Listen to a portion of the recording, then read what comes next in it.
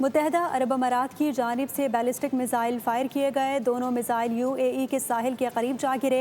इमाराती वजारत दिफा के मुताबिक एक मिसाइल UAE की समंदरी हदूद से बाहर जबकि दूसरा इलाकाई पानियों में गिरा। वाक़े में किसी जानी या माली नुकसान की इतला नहीं मिली। इमाराती हुकाम ने कहा कि मिसाइल ईरान की तरफ से फायर किए गए।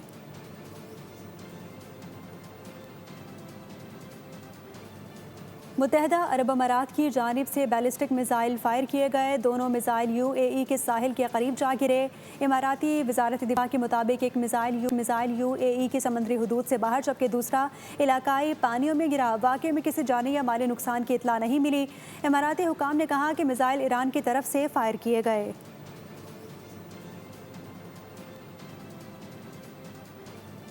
मुत्तहदा अरब अमारात की जानिब से बैलिस्टिक मिसाइल फायर किए गए। दोनों मिसाइल UAE के साहिल के करीब जा गिरे।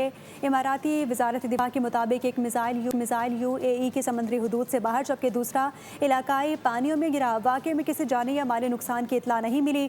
इमाराती हुकाम ने कहा कि मिसाइल ईरान की तरफ से फायर किए गए।